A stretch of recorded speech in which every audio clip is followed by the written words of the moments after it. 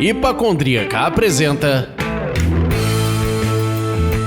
Surra de Lúpulo. Oi, pessoal, bom dia, boa tarde, boa noite. Eu sou Ludmilla, mais conhecida no Instagram como Hipacondríaca. O programa de hoje vai misturar um pouco de tudo, mas sempre com cerveja como ponto de contato em todos os assuntos. Então nós vamos molhar as palavras falando de literatura e cerveja. Enfim, nós temos uma médica na mesa, não vamos garantir se vamos falar alguma coisa sobre saúde. Chamamos para reforçar esse papo Antônio Prata, escritor, cronista, roteirista. E chamamos Paula Coelho, que é médica cirurgiã pediátrica, ou seja, ela vai daqui direto para o céu, numa classe melhor do que a nossa, tá? Chegou, Jesus! Chegou! Claro que você tá no céu! Meu Deus, que maravilha você! Transplantadora de fígado, leitora voraz e curadora e moderadora de 2 clubes de leitura, a Sala Tatuí e Editora Lote 42, e além de ser participante de alguns outros. Então, Antônio e Paula, deem um alô pra galera, por favor. Eu sou Maria Paula Coelho, eu tenho também um posto, assim, fenomenal de madrinha de casamento da Ludmilla e da Ana Lu, que também me leva pro céu quase que diretamente. Mas sim, sou médica, esse é o lado A da minha vida. Cuido de criancinha, sim, sou transplantadora, mas hoje cuido de reabilitação intestinal, então são crianças especiais. Mas, na verdade, tem esse lado B, que já é muito grande, quase do tamanho do lado A, que é meu lado da literatura, né, como leitora desde muito cedo, mas inserida também numa família de leitores, então isso é uma situação bem privilegiada. Mas eu fui me interessando cada vez mais, me envolvendo, participo de clubes de leitura desde, 2010, por aí, e agora eu realmente trabalho junto com o pessoal da Sala Tatuí, da Lote 42, moderando 2 clubes de leitura. A gente tem um clube de leitura semanal, que chama Terapia Literária, são textos curtos, e a gente tem um por mês, que é o Clube de Leitura Tatuí, que é um livro, a gente vota entre alguns que eu levo, sempre de editoras independentes, para dar uma ampliada na experiência de leitura das pessoas que frequentam o clube. Então é isso, estamos aqui para conversar sobre cerveja, sobre livro. Oi, pessoal, um prazer estar aqui no Surra de Lúpulo. Leandro, Paula, Ludmilla, sou Antônio Prata, eu sou escritor e gosto muito de cerveja, sempre gostei de cerveja. Teve uma amiga minha que casou e comprou cerveja só pra mim no casamento. Olha, melhor amiga. Fiz cerveja quando minha primeira filha nasceu, eu fiz uma Olivia Pale Ale. olha só. E dei na maternidade pra quem foi visitar. Ele fez uma OPA, ó. Né? Olivia Peroeu, uma OPA. E se formos parar na UPA, temos aqui a Paula para nos salvar na UPA. Exatamente. Da UPA para UPA. Tá muito afiado, gente. Bem-vinda, Paula, bem-vindo, Antônio, bem-vindo, fio dessa meada. Eu sou o Leandro. E hoje vocês podem me chamar do personagem de rodapé daquele bar que estava lá no meio do conto. A gente costuma bater esse papo bebendo uma cerveja ou algo para acompanhar a conversa, para dar um ritmo. E eu queria saber, Paulo, o que você está bebendo aí? Eu tô bebendo uma cerveja que chama Dom Casmurro, é uma IPA de Santa Catarina. Muito legal. Muito legal. O que não é comprar cerveja em São Paulo, né, meus amigos? A Dom chega aqui no Rio, dificuldade. Mas vamos lá. É nacional e mundial. Minha avó mora em Petrópolis e eu vou num mercadinho que tem em Petrópolis e tem, juro, 10 cervejas da região serrana do Rio e eu não conheço nenhuma, né? Qualquer lugar hoje você vai achar um monte de cerveja. Sim. A região serrana tá um polo cervejeiro bastante intenso, bem interessante. Vale a pena provar quando você tiver de bobeira. Eu tô renegando a raça aqui, eu tô bebendo uma água com gás, porque a quarentena, ela custou um preço alto pros fígados da nação, né? Então, eu tô tentando frear essa montanha-russa de bacon e lúpulo na qual eu venho surfando.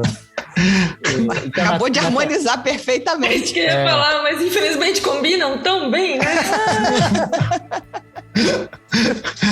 Mas eu queria falar a cerveja que eu gostaria de estar bebendo. Eu gostaria de estar bebendo alguma cerveja da Dogma, que é aqui perto de casa, que é maravilhosa. Acho que alguma IPA, eles têm umas double IPAs sensacionais, mas você não chega no final do podcast sem enrolar a língua. Tudo 8.6, 9.1. E você, Lud, o que você tá bebendo aí? Bom, eu comprei uma duplinha porque eu sou nascida na década de 80 e o meu primeiro e último videogame foi o Atari. Então a duplinha de cervejas da Salvador é a River Raid, que aliás era um jogo que eu amava, do aviãozinho passando em cima do posto de gasolina.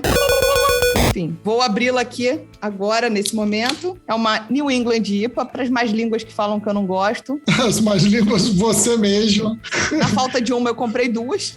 E você, personagem de rodapé do bar daquele conto, tá bebendo o quê? Eu tô bebendo uma Demônio, a Tocando Terror, que é uma Double IPA, que o Antônio acabou de citar que gosta, eu também gosto, Antônio. Eu sempre espero uma porrada quando eu vou beber uma Demônio. Essa aqui não dá porrada, embora ela tenha ali o seu 7.7 e o 80 IBU, mas é um amargor bem equilibrado, bem bom. 7.7 é uma gradação bonita, não é? 7.7? Uhum.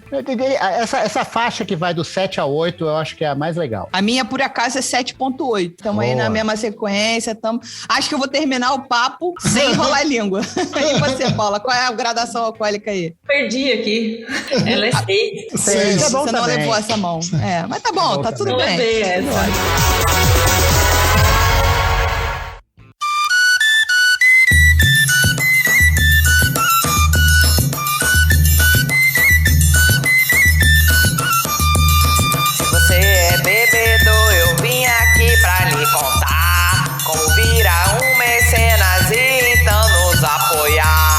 Se gosta de cerveja, vem me veja, por favor.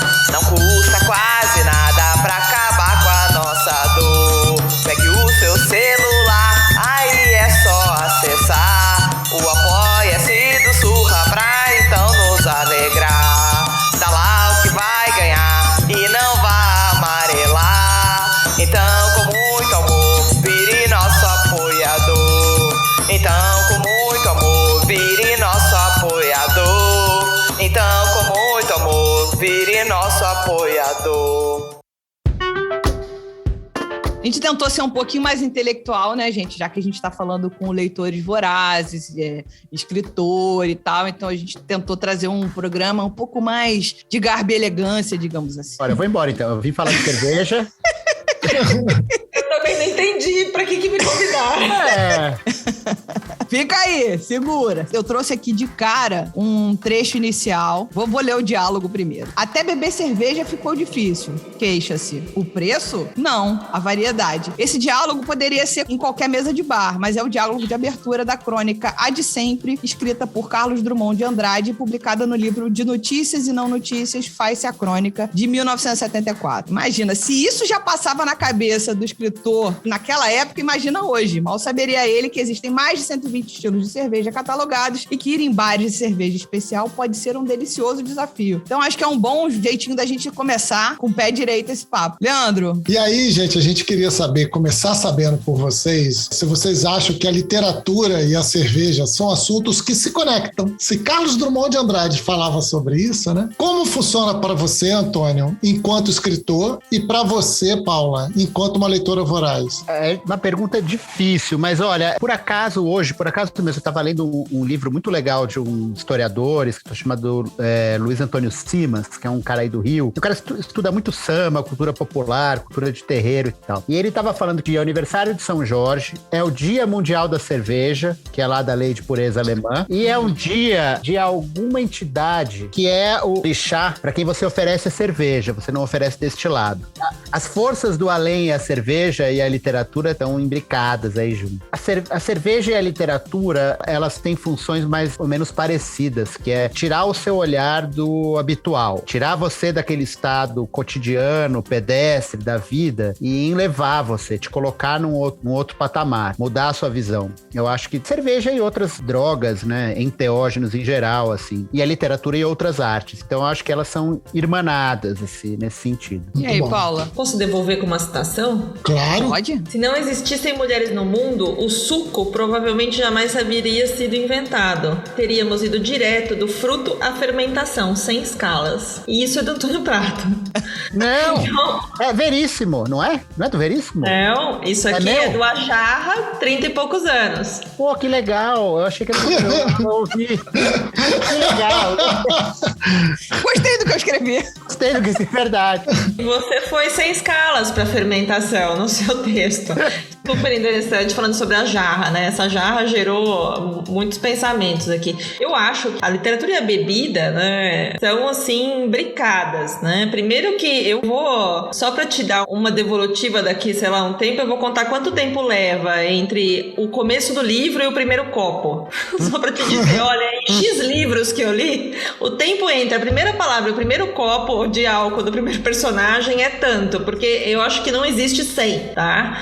Mas, se você for pensar, acho que a gente já tem um imaginário, né, na cabeça da literatura russa, por exemplo, que, nossa, nenhum livro sem um personagem que bebe, ou muitos personagens que se encontram socialmente no bar, e a bebida é sempre um outro personagem daquele texto. Então eu acho que a bebida, o consumo do álcool, seja a cerveja, né, em alguns, ou seja o vinho, ou champanhe, ou a vodka, né, depois de algum tempo na literatura, ela é muito presente, né? Acho que é um lugar comum a gente ver os personagens que se encontram, o conto que se passa ali no bar, os amigos contando uma coisa, mas eles estão bebendo. Então acho que a literatura, como na nossa vida, a literatura mostra que o consumo social de uma bebida, né, tá no nosso cotidiano. Então, como a literatura reflete a nossa vida cotidiana, eu acho que não tem como separar isso daí. É um lugar muito comum a gente ver esses personagens. Claro, algumas literaturas com uma mão mais pesada, né? Então você vê, principalmente a literatura russa, nossa, é de um tanto de álcool que é impressionante. Dá pra torcer o livro assim e sair um monte. Mas é uma coisa comum, né? É um ambiente social que é para nós na vida,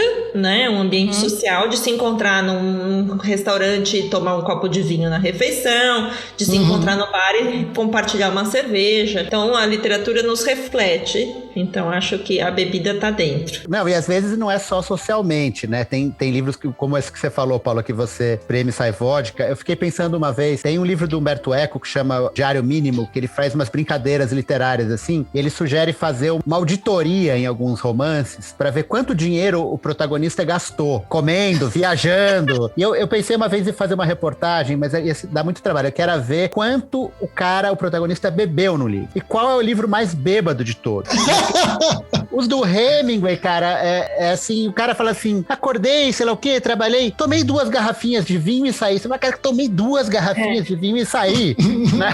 Agora, também tem muito gogó nisso. Por exemplo, eu li a biografia do Bukowski, né? Os livros do Bukowski certamente concorrem entre os mais etílicos. Ele não bebia aquele tanto, Bukowski, ele romanceava aquilo, né? E aí eu acho que a bebida é inimiga do escritor. Assim, tem muitos escritores que têm problemas com a bebida e não ajuda. Eu acho que nesse caso, assim, a mística de que as drogas ou a bebida ajudam na criação, eu acho que é falso, assim.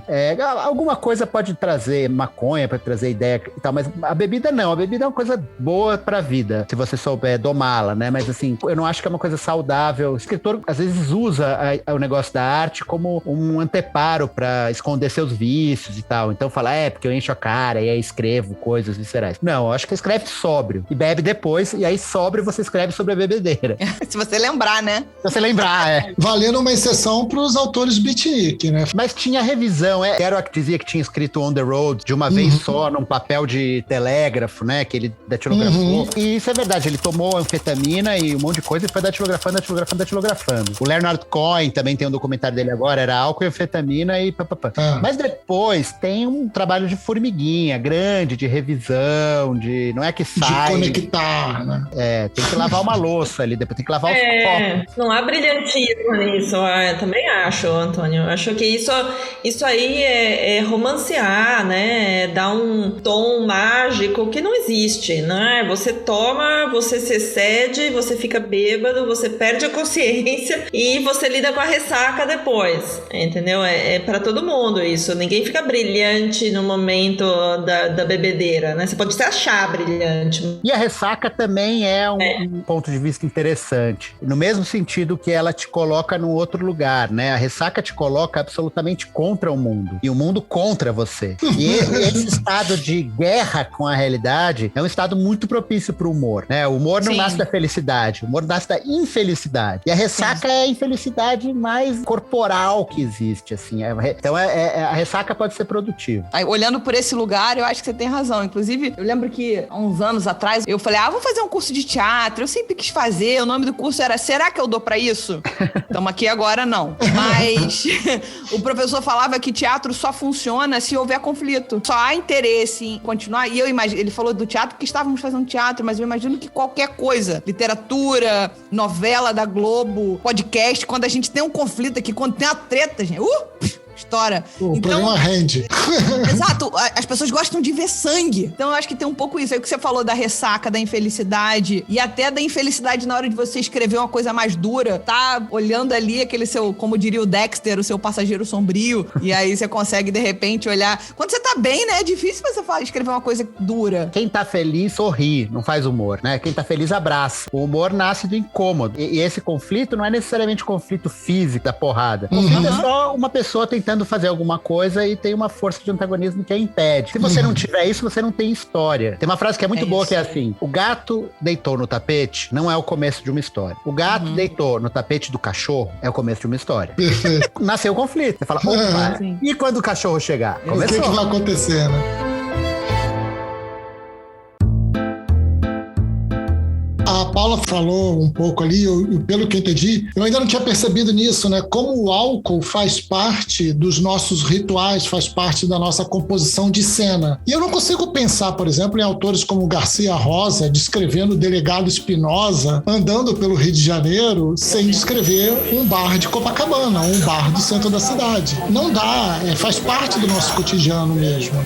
E aí conecta-se completamente a cerveja com a literatura, com a fábula, com o conto, com a história, né? Eu ainda não tinha percebido como isso faz parte da construção de cena. Não dá para descrever um personagem dentro de um ambiente social, muitas vezes, se ele tá pegando uma bebida, marcando isso, né? É difícil. Porque é o Rio de Janeiro, e eu acho que isso é uma coisa que é muito legal da cerveja, que a cerveja é uma bebida popular no mundo inteiro. Ela não é uma bebida sofisticada, e eu falo isso como um elogio. Tem esse mundo de especialização da cerveja, do qual eu faço parte como curioso, mas não é um mundo, assim, digamos, não é um mundo de nariz empinado. Não é, assim, cerveja é a bebida do Homer Simpson, é a bebida da classe trabalhadora, né? É a bebida que ouve música pop. Então, assim, do Garcia Rosa que você falou, porque aquilo é o Rio de Janeiro, né? O Rio de Janeiro é a bebida do brasileiro, assim. Então, eu acho que tem uma coisa muito democrática na cerveja, que eu gosto, sabe? Eu acho que a disseminação da cerveja tem a ver com a disseminação da democracia,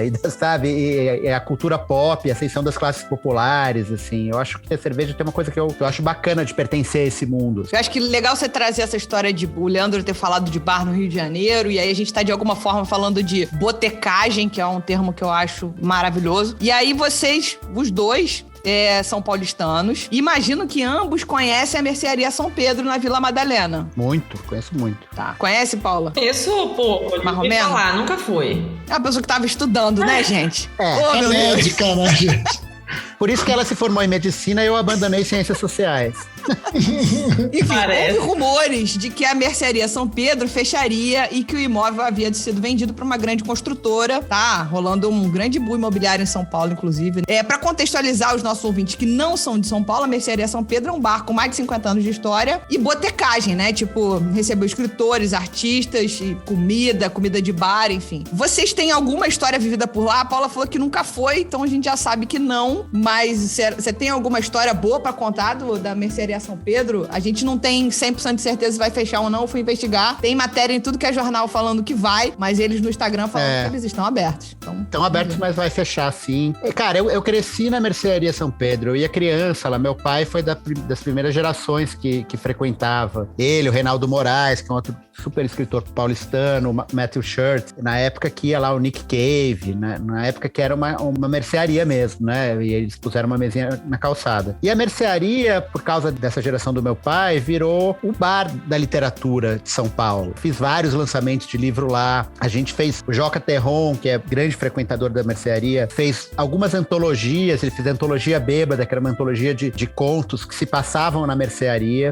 Ou não sei se não lembro agora se passavam na mercearia ou tinham a bebida como tema central. Então é muito triste, cara. É muito triste, porque é isso. Era essa coisa do Brasil, né? De derrubar a nossa memória. Se a gente for falar de boteco, é o Rio de Janeiro, que é o epicentro. Mas aqui a gente também tá sofrendo muito com essas baixas, né? Assim, bares super tradicionais do Rio de Janeiro. Sei lá, o Bar Luiz aqui no Rio de Janeiro, que é na Rua da Carioca. Teve aquela, não, vai fechar, aí houve um movimento na internet, que é isso, gente, fogo de palha. Houve um movimento, fila na porta pra tomar chopp, pro Bar Luiz não fechar. Amor, tem que ir lá todo dia, filhote. Não dá pra ir lá tomar um chopp e vai embora, não. Tem que ir lá todo dia, tem que apoiar o comércio. Tem que encher o cara pro cara melhorar a fachada, etc. O Nova Capela quase fechou. O cara do Belmonte comprou. O Amarelinho no centro quase fechou. O cara do Belmonte tá salvando o Rio. Exato. Sabe que vocês falaram nisso, eu lembrei que hoje eu tava dirigindo trabalhar e aqui na entrada da Marginal Tietê tem um outdoor, juro pra você, tem um outdoor enorme que tá dizendo algo do tipo: proteja os nossos botecos, salve os nossos botecos. E é uma campanha que tem lá um hashtag, uma página de Instagram, um Pix, porque acho que é algum movimento aqui em São Paulo para que você possa colaborar para evitar o fechamento dos botecos aqui em São Paulo por causa do Covid, né? Então a gente tem esse isolamento social necessário, né? Ninguém vai discutir isso. Por outro lado, tem um monte de gente quebrando, porque não se sustenta, é impossível, né? Um mês, 2 meses, 6 meses, 1 ano, 1 ano e meio, 2 anos daqui a pouco. Então, é uma coisa assim, mas existe um outdoor na entrada da cidade dizendo isso, tem um número de Pix, inclusive, para você poder ir lá e fazer a sua contribuição. Aquela, bêbados, univos! Eu achei muito interessante, né? Que eu tava dirigindo e eu não consegui fotografar, porque eu achei incrivelmente interessante isso, né? Porque é um catarse elevado ao extremo, né? Qualquer pessoa que tá entrando na cidade de São Paulo vai ver aquele cartaz, é amarelo o cartaz. Amanhã eu vou fotografar pra você. Faça isso. E catarse pra bêbado é bom, porque o bêbado é mão aberta. Tem que falar assim, beba umas e contribua depois, né? Exatamente. Não contribui sóbrio. É isso aí. Pare, se você não bebeu, volte mais tarde. A conta bancária do bêbado é diretamente relacionada com o teor alcoólico dele. Exatamente. Quanto maior for o teor alcoólico, maior é a conta bancária dele. Não quer dizer que isso seja realidade. Tem um certo daltonismo ébrio, né? Que vê o vermelho como azul e vai embora. Mas o negócio dos botecos, acho que a gente podia voltar para isso, porque eu acho, e tem a ver com o tema da literatura, porque no Rio de Janeiro, especialmente, quer dizer, mas em qualquer lugar do mundo, né? O pequeno comércio, e o boteco é um tipo de pequeno comércio muito especial, é um lugar da diversidade, um lugar do encontro, da comunidade. Tem algo no boteco que vai de encontro, assim, a massificação, né? O negócio do Belmonte é uma coisa triste, porque rolou em São Paulo, uns 20 anos atrás, um fenômeno dos bares carioca. Então abriram Pirajá, abriram Original, abriram Filial, abriram vários bares que imitavam o Bar Luiz. Mesa de tampo de mármore branco, não sei se é mármore, é granito, aquela pedra branca com pé pesado de ferro, aquela cadeira escura, garçom de gravatinha. Só que era tudo de mentira. Era tudo de mentira. O Astor, por exemplo, abriu já com fotos preto e branco dos caras na cozinha, que tinham sido tirados semana passada. Tinham passado, ele já abriu com um passado glorioso na parede. Aí tem um momento que os cariocas começam a importar os bares paulistas cariocas. Então, o Belmonte é um bar do Rio que imita um bar paulista que imita o bar carioca. Né? E aí vira uma... Ouroboros é um Ouroboros. Ouroboro de Marlboro. O que é triste, né? Porque pega a Adega Pérola de um lado e o Belmonte do outro. Porra! Não, Coitado. para. A Adega Pérola... Belmonte não aí tem você também alma. pegou truco. Peraí, a Adega Pérola... Vou dar uma truco, notícia porra. pro Antônio, que eu não sei se o Antônio tá sabendo. Você sabe que o Cervantes fechou? Sei. Ah, é verdade. Mó É dó. muito triste. É Muito triste. Nessa hora, você fica querendo que o Belmonte compre, porque o Belmonte tá comprando e tá mantendo. Isso é lindo. Entendeu? Então ele chega lá, reforma, amarelinho. Ele vai reformar, manter o nome, mantém tudo. Pum, entendeu? Aí tudo bem. Agora fechar e botar um outro Belmonte ali, tu precisa. Agora, um bar que eu me lembrei aí de São Paulo, que eu fui com a Ana Lu, que eu achei pitoresco, que ele, aliás, é um excelente adjetivo para bares do Bootkins, pitoresco. Que é o São Cristóvão, talvez? Sim, Cheio São de Cristóvão. coisa de futebol, do chão até o teto, faixa e etc. Eu achei aquilo sensacional. E aquilo é legítimo, porque aquilo tudo é do Léo, que é o dono, e o Léo é um cara que é boleiro pra caramba e colecionou aquilo tudo ao longo da vida, e depois, quando foi abrir o bar, abriu mais. Então aquilo lá não é cenografia, entendeu? Aham, aham. Eu Sim, queria não é dizer que- arquiteto. não foi eu que fez. Mas eu só queria falar que eu frequentei muito o Filial, o Genésio e esses bares cariocas paulistas e fui muito feliz neles. Não posso ser ingrato também com ele, porque eram bons bares, Não, eu ouvindo vocês, eu pensei em uma coisa. Você alguma vez entrou numa livraria e tinha uma chopeira lá? Porque o pessoal, livro e bebida, história de livro e bebida é uma coisa tão entrelaçada. Toda vez que eu vou na livraria tem café. É café. pensando, Agora que você tá falando isso, eu tô indignado. Seria isso uma hipocrisia da humanidade? Será Pois que a é. livraria, na verdade, não devia ter um bar dentro, porque faz muito mais sentido? E aí tem Eu uma acho. área das crianças ou alguma coisa A assim. tercearia era isso, né? Quer dizer, Era isso. ainda, é isso, porque é um bar que vende livro e vende disco e com uma baita curadoria, que o Marquinho, que é um dos donos, é um cara que lê pra burro. Então ele tem uma seleção que parece a livraria da Travessa, sabe? Que você entra e parece que tudo foi arrumado pra você, e é animal. Mas isso daí que você tá falando, Paulo, é muito sério. Na livraria da Vila, da Fradique, por exemplo, que eu já fiz muito lançamento lá e já fui muito lançamento lá, eles têm um frigobar com tipo 6 long neck. Aí chegam 200 bêbados pra comprar o livro. E dura 3 minutos. E você sempre falou, gente, vocês têm que ter 200 long neck, vocês vão ganhar muito mais dinheiro do que vendendo livro. E eles É não verdade. põem, tem 6 long neck. Quase morri de rir aqui. Porque é isso, entendeu? Poxa, você vai fazer um lançamento de livro, você tem que levar seu próprio vinho, entendeu? Porque, porra, no lugar não vende, né? É impressionante. Então, duas coisas. No último lançamento do último livro da Ana Lu, que foi acho que foi em dezembro de 2019, salvo engano. Não, foi dezembro de 2018, que foi o 36 Poses Rio. Ela lançou em São Paulo na Balada Literária e voltou em novembro. Em dezembro nós lançamos aqui no Rio. Lançamos num bar chamado Uma Mestre delícia! Cervejeiro. Exato. Aí a gente botou um barril lá nosso, tipo, bebe à vontade, desgraçado. Compra o livro, bebe à vontade. Desgraçado, presente. Uma experiência ótima no final. Ela leu poesia de vários livros com outro amigo. Aí virou meio que um sarau, assim, sabe? Então vira uma festa meio sacana, meio divertida ao mesmo tempo. E a segunda coisa é que tem um bar muito tradicional aqui no Rio chamado Bar Lagoa. Tipo, já tinha ido ao Bar Lagoa há bilhão de anos, mas recentemente voltei lá e vi que no crachazinho do garçom, tá lá aquela gravatinha, roupinha branquinha, terninho branco em cima e azul, preto embaixo. No crachá tinha o nome dele e um ano. Aí eu falei, que isso? Que eu gosto de perguntar, né? Aí ele falou assim, esse é o ano que eu fui contratado. Era um rapaz mais novo, ele tinha sido contratado em 1997. Aí ele falou, mas peraí que eu vou trazer a melhor. Aí ele trouxe um senhorzinho baixinho. O senhorzinho baixinho tava com a data de contratação, sei lá, 1971. E é pai desse cara de 97. Isso é coisa de bar, velho. Não tem isso. Eu tenho uma crônica sobre o Bar Lagoa, sobre isso. Chama Cliente Paulista Garçom Carioca. Porque nada dá mais prazer a um garçom carioca do que chutar a bunda de um cliente paulista. E eu acho que eles têm... isso, né? Eu acho que eles estão cobertos de razão, entendeu? Tem mais é que chutar a bunda mesmo, daquele paulista apressadinho que fica lá, entendeu? Você tá entrando numa instituição carioca que tem 500 anos. Dom João VI chegou no Rio, já estava lá o Bar Lagoa. Então você recolha-se a sua humilde insignificância e aceite, porque aquele garçom é uma entidade nacional. Isso. Então cala a boca e espera chegar a sua hora. Então, isso sabe? é um clássico, né? Você chega no lugar, e se você não mudar a vibe, o cara te reconhece, né?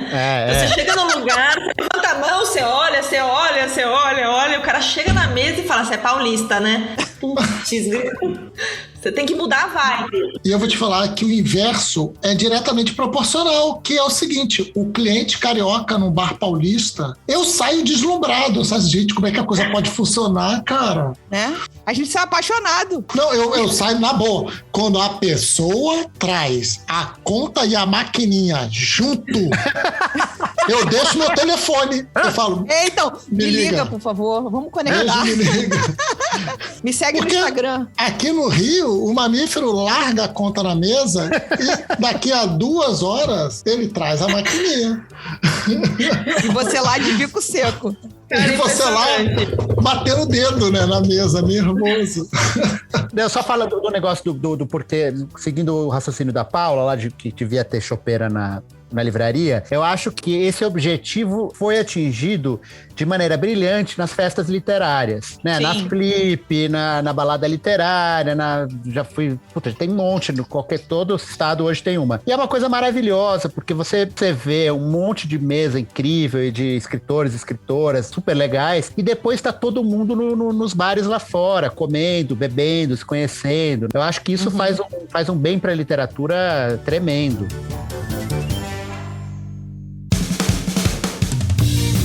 Fazendo aqui uma virada na nossa pauta, mas não muito. A gente já ouviu histórias de autores como o Ian Fleming, que gostava de um martini, o Charlie Bukowski, que você até comentou sobre ele, que gostava do uísque com cerveja, mas parece, de acordo com o que você disse, não bebia tanto quanto seus personagens. Eu já tinha comentado no pré-papo com a Paula do Stephen King, que adorava uma cerveja. E aí a gente queria trocar uma ideia com vocês e ouvir de vocês se é possível estabelecer uma relação de características de seus autores que são herdadas pelos personagens, ou como leitores, se dá pra gente identificar assim, essa pessoa sabe do que ela tá falando, ela já bebeu muito disso para poder falar isso, para poder descrever uma ressaca deste jeito.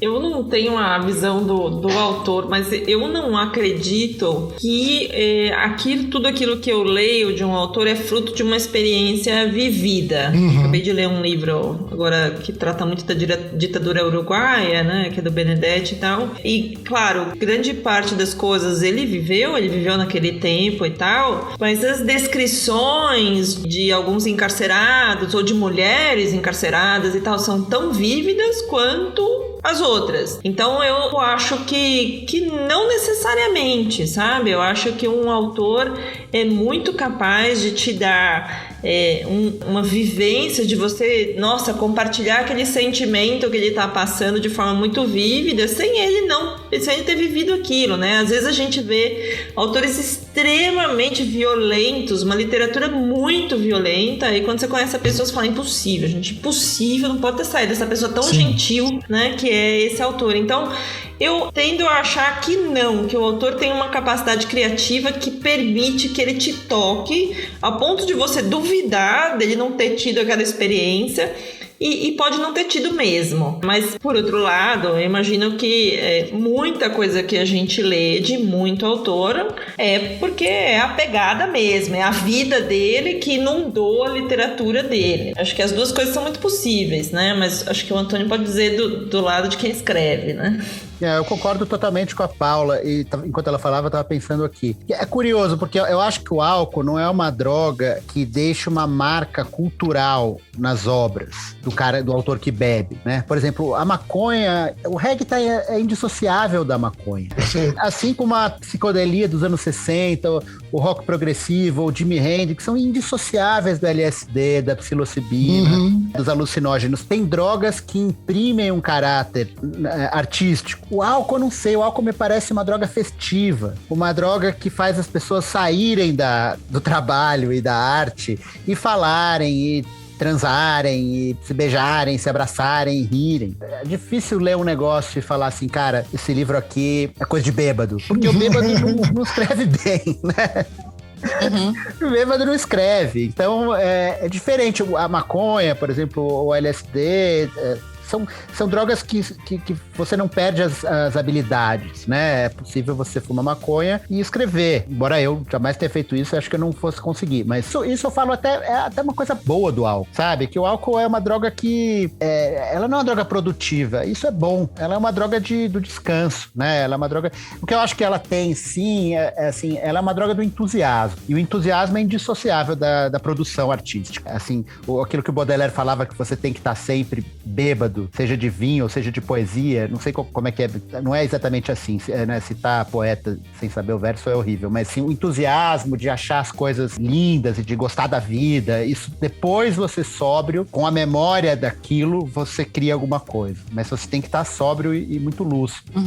Acho que existe um limite, né? Acho que isso que é muito importante, porque para você realmente aproveitar aquilo que você sentiu, né, no momento em que você estava com as suas mais solto, né, mais vivo, mais alegre por causa do álcool, você tem que ter ficado bem, o desfecho tem que ter sido bom, né? Eu acho que aquela bebedeira que te apaga, né, que te destrói, ela não é produtiva de jeito nenhum, nem na hora que você bebe e nem depois. Então eu acho que são coisas muito separadas, né? Eu acho que o álcool dá uma euforia, um prazer, né? Ele tem um caráter muito social e tal, e isso tem um momento legal, né? Mas eu acho que para você realmente usar tudo isso depois, falar, nossa, puxa, eu vou usar isso de forma produtiva, né? E tal, tem que ter tido um limite nisso, né? Acho que a gente fala muito do álcool porque ele é uma grande descoberta da humanidade, né? Ele trouxe grandes coisas boas, eu acho, mas dentro de alguns limites, né? Ele é capaz de matar você tranquilamente, né? Você vai evoluindo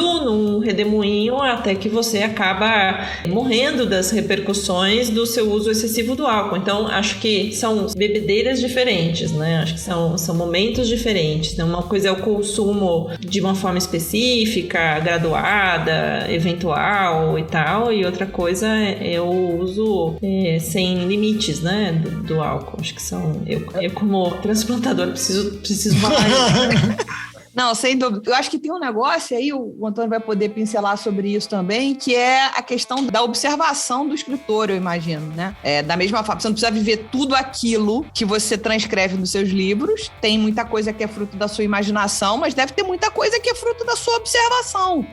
Você tá de voyeur de um cara que tá sentando a mamona na cachaça. Então, cara, peraí, eu tô vendo que ele trança a perna, sei lá, que ele tá com ânsia de vômito, não sei. E aí consegue descrever aquilo ali. Eu não sei se funciona bem assim, entendeu?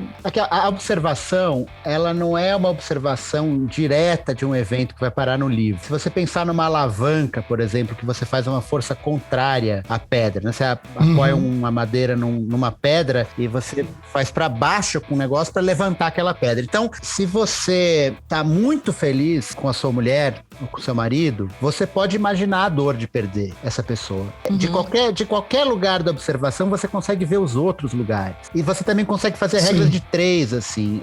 Isso é uma coisa que o Robert McKee, que é um cara que ensina roteiro, fala. Você nunca foi perseguido por um alien. Não. Só depois de muitas double IPAs você começa a ser perseguido.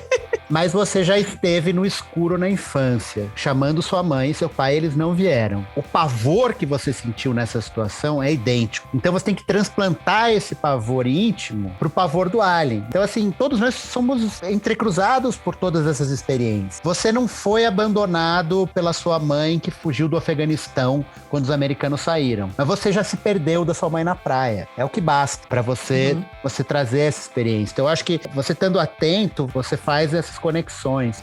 Isso é legal. Eu vi uma declaração da Marisa Monte recentemente, ela lançou um disco e fizeram uma pergunta pra ela, tipo, da onde que você tira a inspiração pra fazer essas músicas XYZ? Ela, cara, vem. Porque eu já fiz um monte de música triste e eu tava ótima na minha vida pessoal, só que o artista tem recurso, né? É isso que você falou. Eu tenho outras memórias, né? Eu tenho outras sensações que não tem a ver, às vezes, com amor, não com amor romântico, mas que a perda me conectam de alguma maneira com aquele lugar e consigo escrever. É que pra gente normal é difícil entender isso assim, né, gente? Vamos combinar. Mas sabe por quê? Eu acho que os artistas romantizam muito a sua profissão pra se valorizar. Eu aprendi isso com meu pai, que é escritor, e sempre falava isso em entrevista. Ninguém pergunta pra Paula, de onde você tira inspiração pra transplantar um fígado? Paula, como é que você faz pra transplantar um fígado quando você não tá inspirada? Né? Ela não vai abrir a barriga da pessoa e falar assim, hoje eu tô mais pra baixo. Hoje eu acordei mais pra baixo. Vou tirar esse baço aqui. Foda-se. Você tem um trabalho e você é treinado pra isso. Então você senta lá. Claro que a Paula deve ter dias em que o transplante sai estado da arte. Ela tava com a mão para transplantar fígado. Tem dias que ela tem que se esforçar bastante para transplantar aquele fígado. É mais difícil. E a escrita também. Mas você treina. Né? Você ganha musculatura, é como jogador de futebol. Você fica batendo escanteio, batendo falta. E você aprende e aí na hora você tem que fazer e faz. Às vezes dá errado. Às vezes pacientes morrem na cirurgia, às vezes o livro fica ruim. Mas 99%, às vezes, graças a Deus, não. Né? Dá certo. É isso aí. É uma boa analogia. Paula, de onde você tira essa inspiração? Brincadeira. A segurança do processo é que a gente não opera nunca sozinho. Né? Um não tiver inspirado, o outro tá, né?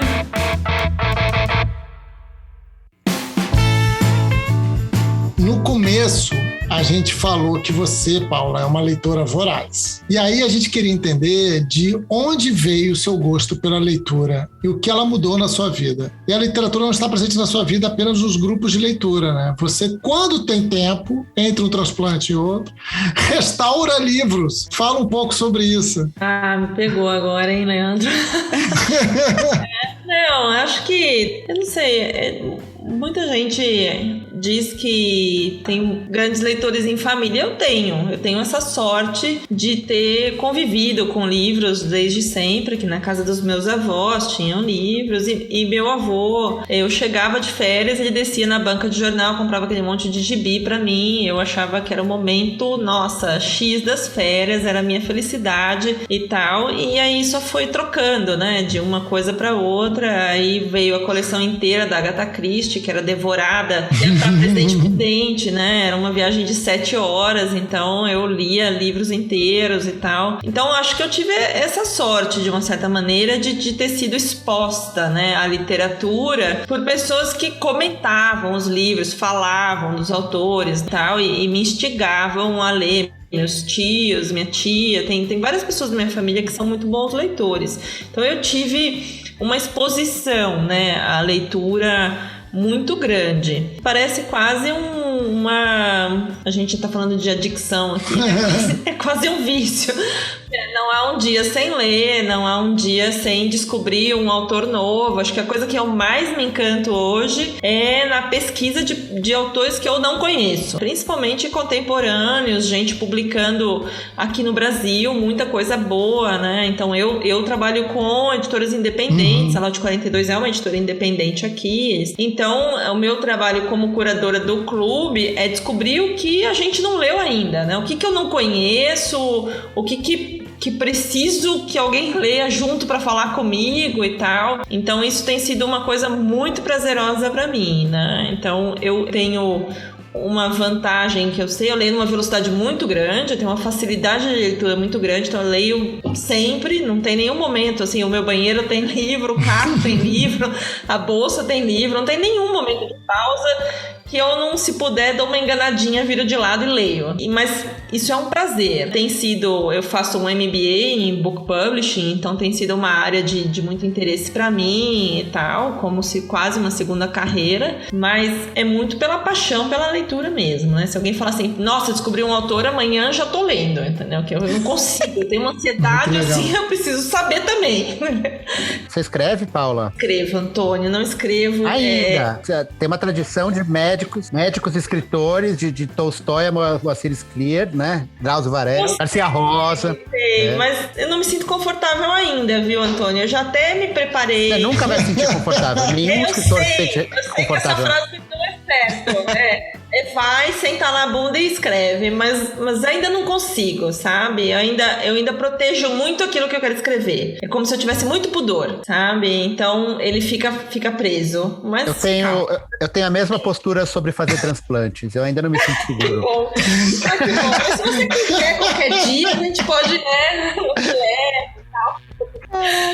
Mas o restauro me veio, acho que uma paixão tão grande pelo livro que eu queria entender o livro como objeto físico. E aí eu achei uma senhora muito antiga, chilena, que teve a paciência de me introduzir nesse assunto e tal, e de fato eu restauro livros, mas assim, são pedidos de pessoas queridas que eu conheço de vez em quando. Eu falo, seu livro vai passar no mínimo uns 6 meses de férias comigo, porque eu não tenho tempo, né? Então eu vou lá, desmonto o livro e tal, limpo e escolho o que eu vou fazer no restauro, mas demora muito tempo. É uma delícia, mas é como se eu estivesse operando uma outra coisa. É isso que eu ia falar. Eu tô operando um livro, né? E aí tem aquele acréscimo da costura, né? Eu lembro de você falando isso com a gente uma vez, do tipo, gente, eu tenho esse skill, né? Então facilita pra mim. Que eu costuro gente, por que eu não vou costurar papel? Primeira vez que eu fui no ateliê da Dona Orieta, eu peguei o bisturi, né? Tinham vários instrumentos na mesa, eu peguei o bisturi e ela falou, não, filha, a senhora vai destruir o livro com isso. Eu falei, não, esse aqui é meu amigo.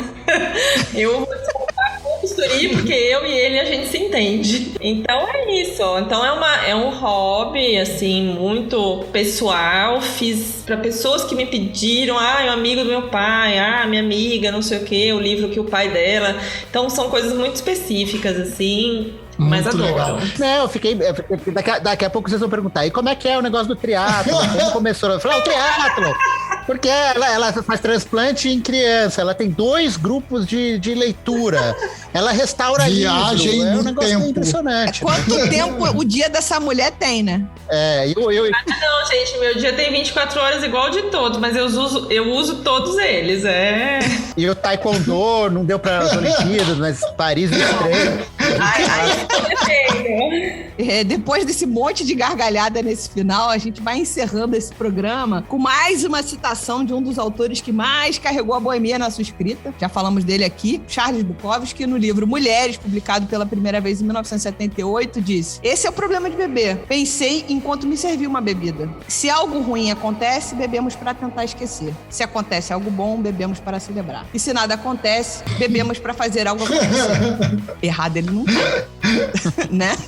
Então a gente queria agradecer demais a presença do Antônio e da Paula. Foi um prazer, um deleite. Leite não. Leite não. Leite. Muito obrigada por vocês estarem aqui conosco. Foi muito divertido. Eu adorei. Muito obrigado. Prazer em conhecer vocês. Da próxima vez, espero que seja ao vivo e com cerveja. Com certeza. Com certeza. Muito obrigada a todos. Adorei também. Achei que foi muito, muito engraçado. E vamos aqui para São Paulo. Ou a gente vai lá pro Rio de Janeiro pra gente poder fazer uma segunda. Vamos pro Rio.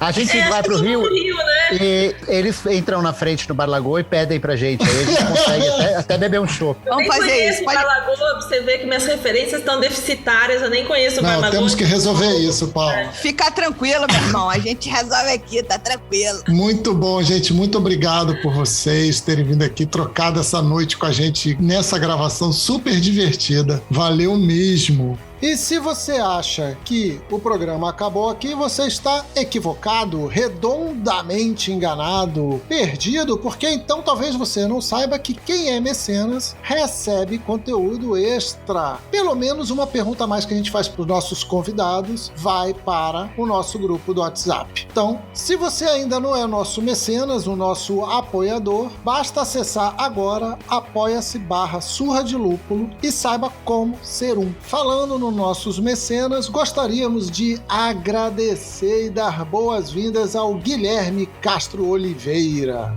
Alex Rodrigues do Nascimento, Fábio Luiz Bossada, Débora Rosa Lenem, a cervejeira da proa, Bruno Cruz da Silva, João de Deus de Lis Júnior, Pia Amorim, Patrícia Polares, ou para os íntimos, Priscila Colares, Cláudio Bolzani, Diego Simão, não vou falar o sobrenome dele não, e Débora Cardoso. Valeu, pessoal.